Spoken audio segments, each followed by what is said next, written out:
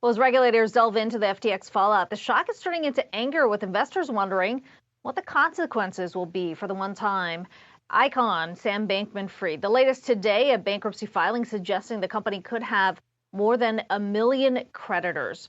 Gerber, Kawasaki Wealth Investment Management CEO Ross Gerber, tweeted the SBF could serve time, and he joins me now to make the case here. Ross, always good to have you on the show. Your firm has been offering clients exposure to crypto. You've been a longtime Bitcoin bull.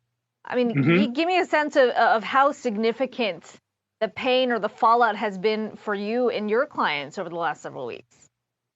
Well, fortunately for us, our partner is Gemini, and we put in place a lot of protections when we got into Bitcoin because of my experience with Bitcoin and, things like Mt. Gox and the long history of exchange collapses and theft in Bitcoin.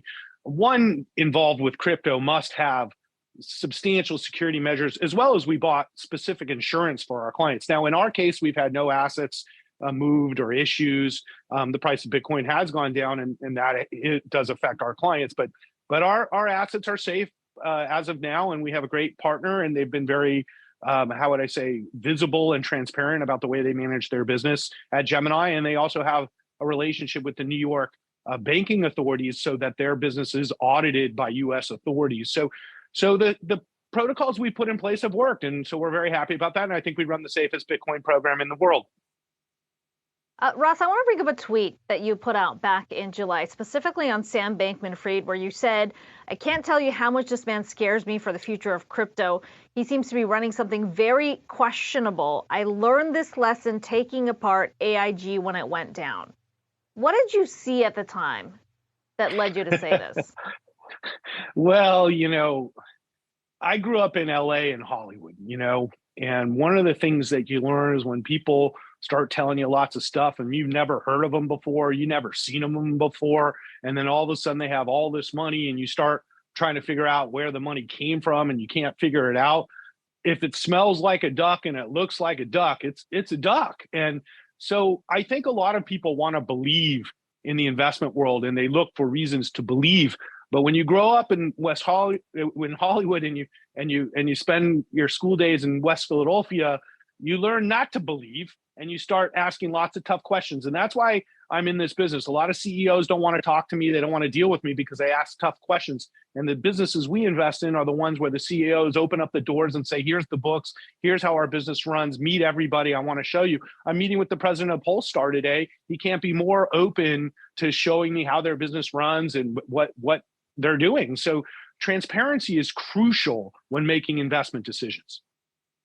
So, the question is, does the collapse of FTX change your case for crypto overall? We were watching the Senate Banking Committee hearing today, Pat Toomey making the case that, look, this isn't about Bitcoin. It's about a CEO who misled or reportedly misled and used customer assets to prop up another company he owned. Now, those are all allegations right now, but is that how you see it? Should people see this in tandem with what to do with crypto, what to do with Bitcoin, what to do with Ether, or is this an FTX specific case?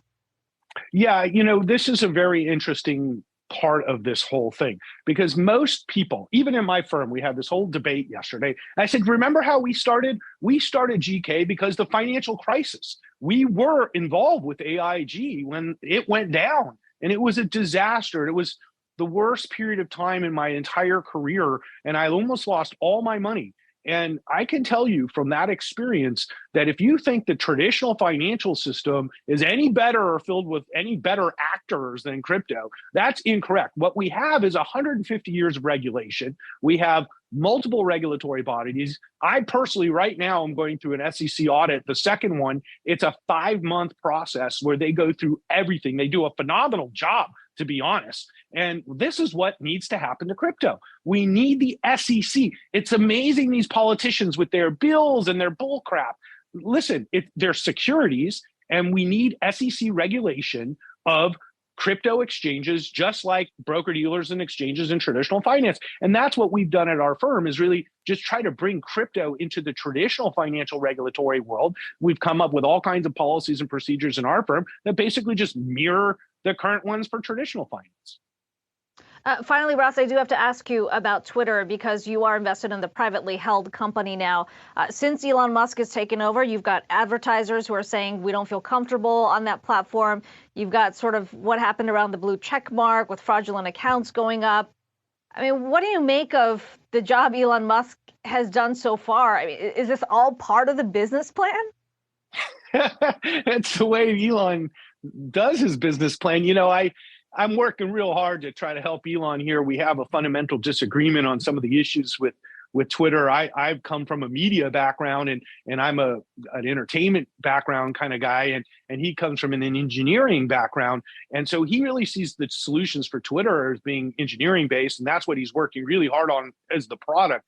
But the issues with the advertisers and handling the very delicate process of dealing with Hollywood and celebrities and advertisers and such is not something he's naturally good at, and it's certainly affecting Twitter. Now, there are lots of solutions that he can employ to solve these problems, like finding somebody to do this who's good at it, and that's what I think will eventually happen. But I think what Elon is doing is extremely disruptive. We all talk about disruption until it happens, and then nobody likes it. But what I think is that we're going to get a phenomenal Twitter product in about a year or two. And that's why I invested in it. And I think the current management of Twitter sucked. And so, this is a great opportunity to make an amazing product. Yeah, we know you've always been a big supporter of Elon Musk, and it's good to have you on the show today. Ross Gerber, Gerber Kawasaki CEO. Good to have you on.